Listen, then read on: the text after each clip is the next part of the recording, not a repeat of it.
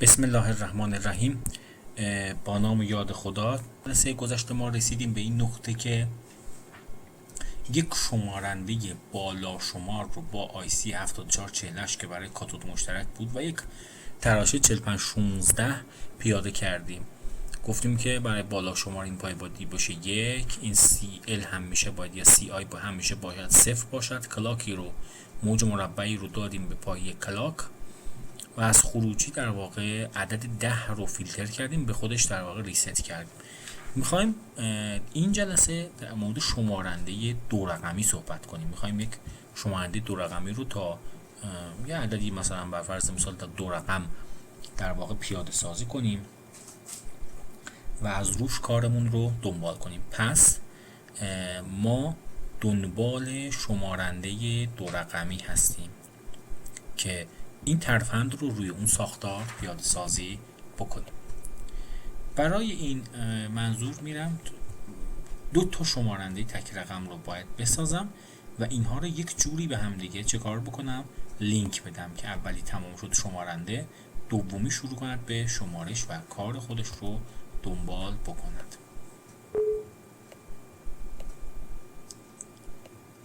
در افزار پروتوبوسم رو باز میکنم تا شروع کنم به نوشتن برنامه مربوطه. یک 45 16 لازم دارم، 74 48 طبق معمول لازم دارم، 7 سگمنت کاتود مشترک،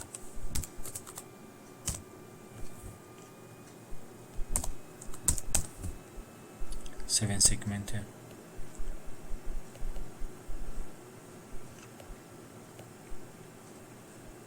گرین کاتود مشترک رو هم برمیدم. به تب یک تراشه های اندم 74 صفرش اندم لازم دارم که نیاز هستش که بحث فیلتر رو اینها رو انجام بدم. لاجیک استیت هم لازم دارم، لاجیک استیت رو هم لازم دارم. میام و دو تا از این در واقع ساختارها رو پیاده سازی میکنم. که خاطرتون باشد برای پیاده سازی این کار میکردیم که تراشه به ترتیب میومد وصل میشد به پایه ها. اینجا حتما باید یک کاتودی رو در واقع گراندی رو وصل کنیم به کاتود مشترک، حتما با سیم باشه. دوباره برمیگردم یک 4516 رو اینجا دارم، پایه اول، دوم، سوم و چهارم رو وصل میکنم. یک لاجیک استیت. حالا در لاجیک استیت ها در واقع میام و برای CL یه دونه میذارم وصل میکنم به صفرش، برای در واقع بالا شمار یا پایین شمار بودن یه دونه وصل میکنم و حتما این رو باید وصل کنم به یک و تمام. کلاک هم که باید داشته باشم. کلاک هم از یک موج پالسی بهره میبرم طبق جلسه گذشته و این رو تنظیم میکنم مثلا توی فرکانس 5 هرتز. اینم که بشه های ولتاژش باشه 5. همین. حالا اگر این میشه جلسه گذشته که باز بکنم 0 تا میره الی آخر. اندش رو بگذاریم، از عدد 10 فیلتر بکنم. اندی رو در واقع اینجا قرار میدم. عدد 10 عدد در واقع این هست. این عدد 10. اینو اگر وصل کنم به ریست ساختار تا عدد 9 عمل شمارش رو انجام میده و دوباره ریست میشه، برمیگرد اول کار. من یک ساختار دیگر از این رو مجدد رسم میکنم که بشه دو رقم. قشنگ دقت بفرمایید. 4516 رو میارم اینجا قرار میدم، عین بالایی 74 48 رو اینجا قرار میدم،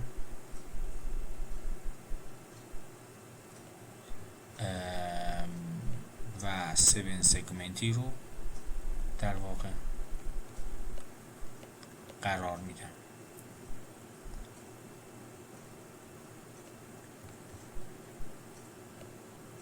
گراند وصل میکنم.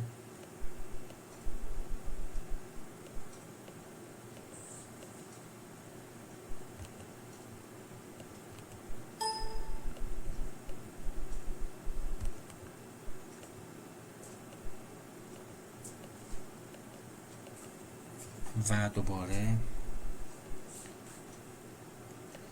نیاز دارم به یک اندی که بیاد و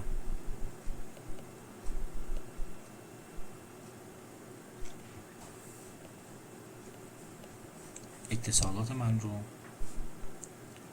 برقرار بکنیم. 45 16 هست. بله این رو متاسفانه من پیچونده بودم. 45 16 رو باید یک بار دیگه دور بزنه. آها الان شد. تراشه رو پیچانده بودم، به هم خورده بود. خب دوباره این اول و این هم این کد لاجیک استیت نیاز دارم. CL 0 آپ داون هم که باید یک باشد. ببخشید آپ داون. خب اینم که در واقع ریست. کلاک هم که کلاک. اگر اینا رو وصل کنم میشه دوتا شمارنده همزمان شروع میکنم به کار کردن. بذارید ببینیم یه جایی اشتباه کرد. کلاک صفر، یک آپ داون، این از این.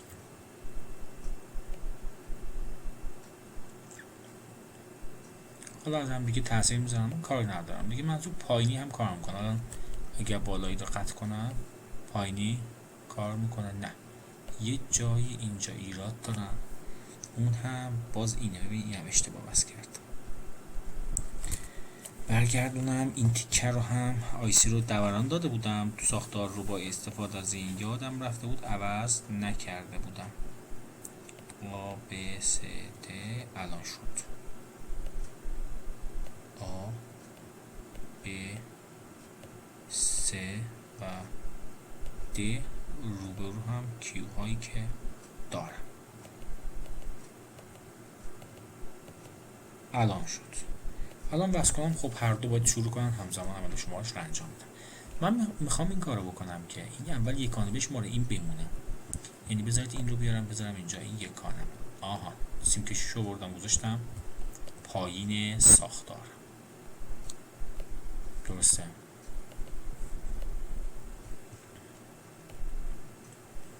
اینا جفت جفت شروع کنم. من میگم که این یکان باید شروع به کار بکنن. وقتی یکان شد 9 دهگان تو صفر، یک واحد دهگان اضافه بشه یا به عبارتی نایسی یک بار حرکت بکنم. برای حرکت یک باره این یه دونه کلاک لازم دارم. پس این کلاک رو از اینجا حذف میکنم. این کارو میکنم. میگم زمانی که این پایه یکان میشه ریست، علاوه بر اینکه بیاد این پایه رو ریست کنه از همونجا سیم کشی میکنم میرم به پایه کلاک این، که وقتی که این ریست داره میشه این میشه صفر، این بیاد یه دونه ولتاژ دریافت بکنه یک صفر بشه، دوباره این یک بمونه 0 1 2 تا 19 دوباره یک کلاک دریافت کنه و الی آخر. یه نگاهی بکنیم. احساس میکنم که درست باید باشد. یعنی که این کلاک نداره. کلاک این وقتی این ریست میشه کلاک میگیره. یعنی یک وارد میشه ساختار. ببینید میشه شمارنده بالا شماری که این داستان رو داره پیگیری میکنه و میره جلوتر تا عدد 99 میره. چرا؟ چون این رو 9 گفتم باید صفر بکنه. اینو گذاشتن توی صفر که وقتی 9 بشه صفر و دوباره شمارنده از اول شروع به کار بکنن. هر عدد دیگری رو میتونم در واقع تنظیم کنم. تو 60 تنظیم کنید.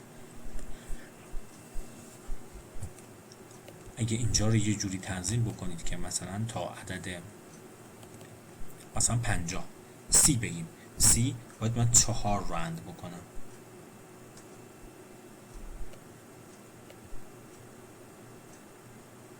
یا تا 5 بگم 6 رو 6 عدد این عدد. این تا 50 باید بده جلوتر. 59 60 که شد عدد 6 رو ببینه ریست کنه. این عدد 6 دیگه 0 1 1 0. نگاه کنیم ساختار رو.